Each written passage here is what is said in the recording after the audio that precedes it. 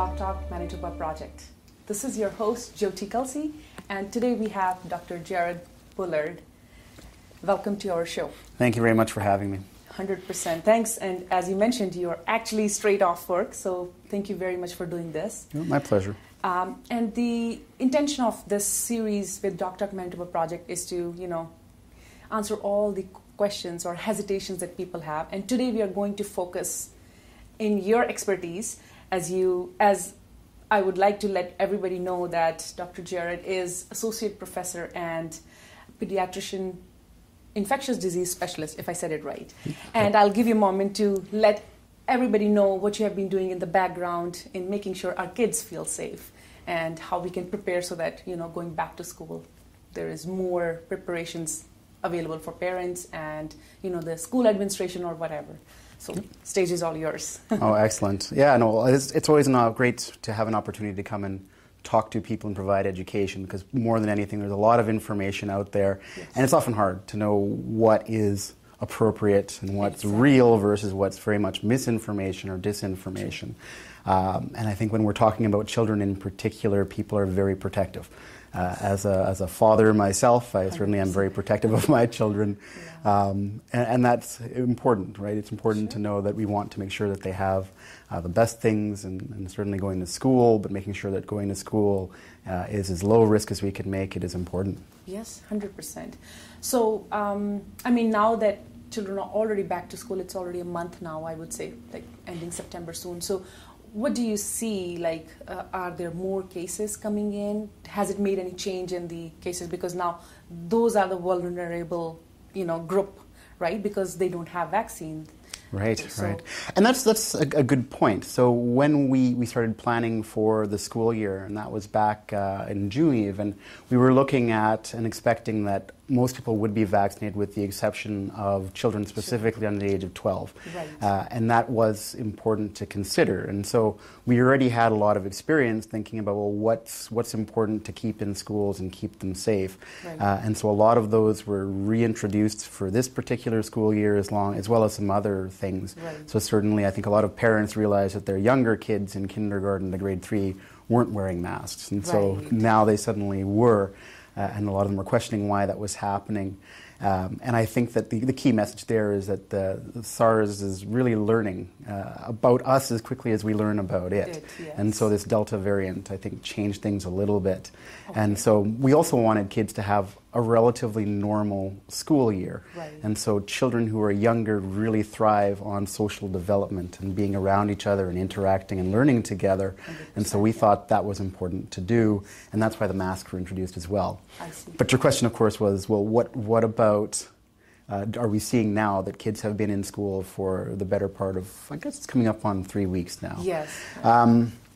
So we knew that once kids got together, they were going to be able to spread certain respiratory viruses. Right. They're very good at it. So for 100%, years, yes. we've known. Noses everywhere. As I think any parent out there knows and has been sick for the better part of the first 5 years of their kid's life. Yeah. But they're good at it, right? When it comes to things like the common cold and even flu, they can transmit it quite well. And so far what we've seen is that there are very few children who ultimately have got COVID, although there are, of course, a handful, and we knew that would happen. Okay. The virus that's actually infecting them more right now is rhinovirus, so the common cold virus. Okay. And it makes it tricky because you still have a runny similar nose. symptoms, right? Exactly. Yeah. A lot of the symptoms are very similar. So sneezes, coughing, that sort of thing. Okay. And that virus is a little bit easier to spread as well. Okay. So what do you think, the symptoms are exactly same? So how would one identify it? Because I know I had my 6-month-old who got vaccinated recently for a 6-month vaccination, and I said, doctor, he has runny nose and cough.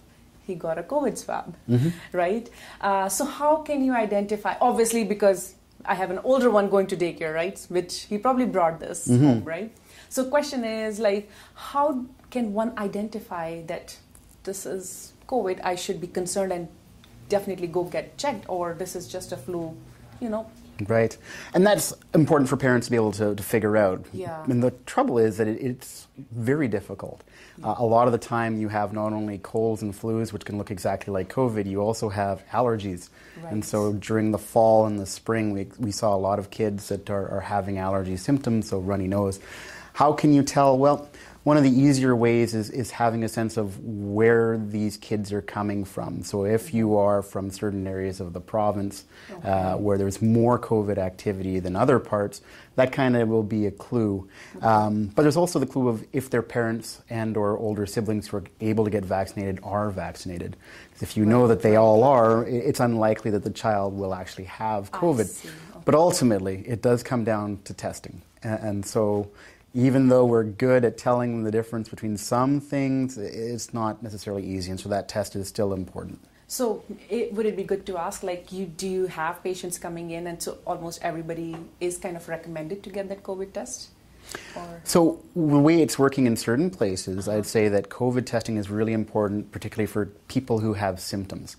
And when they're worried, they should go and have the test done because they still might have symptoms. It might be negative, and in which case they still have something else, but it's not COVID, which is important. To just get it out of the way, right? Absolutely. You have the confirmation. But usually we don't suggest doing it for people who are asymptomatic, meaning that they don't have any real symptoms. On occasion, you'll hear us say, yeah, you know what, this person was from a household where there are COVID cases, so they're at a higher risk. So sometimes you'll be able to catch people a little bit earlier before they start to develop symptoms. And so that's where we might advise it. But just asymptomatic testing kind of on its own doesn't necessarily find as many cases, although in the future you might see us doing a little bit more, especially as the vaccine mandates are rolled out. Right. So considering now we're talking about the vaccine itself, like, what would you say? Obviously, you know, some people like say there is no about it, right? It's mandatory or it's a take, you have to take it, so there's no discussion about it. But some people who are hesitant, they don't know if it is safe, it's so quick, I don't know if I should give it. What would you say about that? You know, I think that this vaccine has really caused significant polarization. Because when I look at most people who haven't been vaccinated for COVID, it's not that they're actually anti-vaccination. They have got all their routine childhood vaccinations and they get them regularly. They get flu shots every year. It's just this one sets them off a little bit differently, and I think it's because, like you said, they're very apprehensive. I suggest all the time, like, get the COVID vaccine, and what I often preface that as is that we're all going to get COVID. If you're vaccinated or not, we're all going to get it. And so it may be that you'll get very mild symptoms, you might have no symptoms, but the benefit is primarily that, one, it will make it so that when you get it, you don't pass it on as easily, and just as important, that you don't have severe disease from COVID because you are vaccinated. Right. So, I mean, if a child already have had COVID, does that make any difference in their, like, do you think it would still need to be vaccinated because they have kind of already developed those antibodies in there? Right.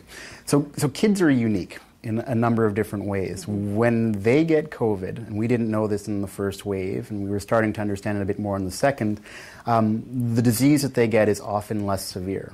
So compared to an adult, they're a lot less likely to have to go to hospital, they're a lot less likely to get into the ICU, and they're also significantly less likely to die from the infection. Okay. So and I'll just stop there. Just because, why? Like, their immune system is stronger than adults? That is a great question that I don't think we truly understand yet. They're doing something to it. We don't really know. But like you said, a lot of kids have had COVID. And certainly when they get COVID, their immune system reacts to it normally. They get antibodies and they get immunity. But it's still important that they get the vaccination just to ensure that you get that extra little bit of a boost. 100%. So meaning, I mean, everybody should get it regardless, is what I'm understanding. Like, if you have had those antibodies developed already due to having COVID, it's a good idea to go for vaccine. Would you say that? I would agree with that, yeah. Perfect. So the vaccination just helps make your immune system that much stronger, even after. In fact, probably having an infection and the vaccination together is really, really good for your immune system. Right. We were discussing in the other series with other doctor, they mentioned there's an mRNA technique that works with your body to create those immune system. Is it any different for kids, or it just works identical? I know I might be asking some questions because they're still working on the vaccine, but just curious if you can guide us on that. The current products that are just in the process of being approved here in Canada, in the US, and elsewhere are going to be the Pfizer vaccine first. And so much like in adults, it's going to use that mRNA technology. And that's quite novel in the way that we've done vaccines, in that it's, like you said, it's using your own body to produce the spike protein from COVID so that your immune system can then see it and react to it. Okay. The cool thing about that is your body uses mRNA all the time to make... So we have mRNA already in our body, is that what you mean? Constantly. I see. Absolutely. Okay. So your body needs to do all the things it needs to do, whether that's rebuilding cells or muscle or breaking down food or anything like that. All of that requires protein. And the genes that you have make mRNA, and as a result of that, those proteins are made. So this vaccine does the same thing. It says, here's an mRNA code, and it's for the spike protein. Make that. And so the muscle cells in your arm where we give the shot produce those.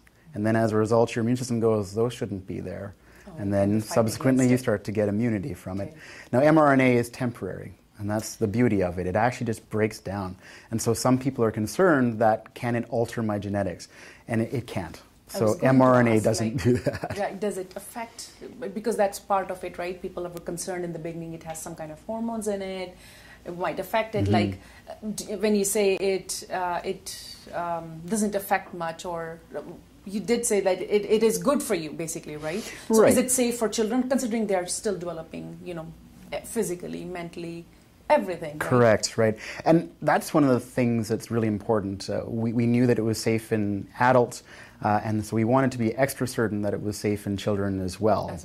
Right. And so when we were looking at adults, like I was saying earlier, we knew that they were more likely to get sick and more likely to go in a hospital, whereas kids didn't really have that particular benefit, right? They are less likely to do those things, but we want to make sure that they're extra less likely to do it. We also want to make sure that the vaccine is safe. So mRNA, they're making mRNA all the time. They're probably making more mRNA than us just because they're growing. And so they're making lots of different proteins to grow their muscles and bones and all of those things. So they are just fine getting this. Awesome. So I'll end this episode with the big question.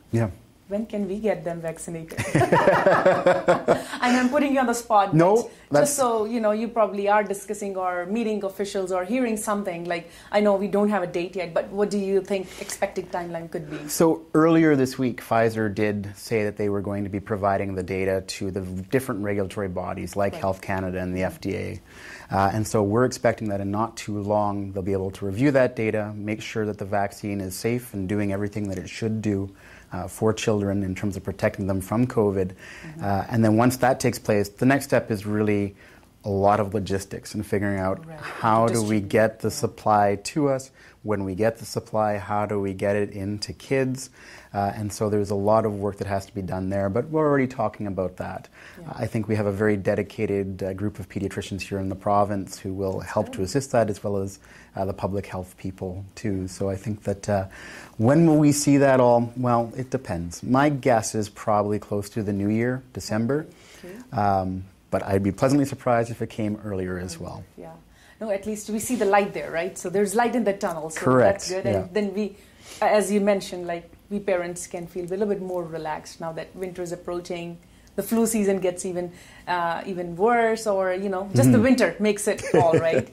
So I really appreciate all the information. I do want to dig into the Pfizer's new release, their information that they gave us that they are going to in the next episode. But for now, I guess we have got quite a bit covered, and I think the parents listening to this might feel better and relaxed coming from you as a pediatrician, working with kids in and out every day. Thank you so much. It'd probably be helpful to know too that I have my daughter is already vaccinated, and my 10-year-old son will be getting the vaccine as soon as it's available. Awesome. So thank you very much again. I really appreciate your time. You're welcome. Thank you. Thank you.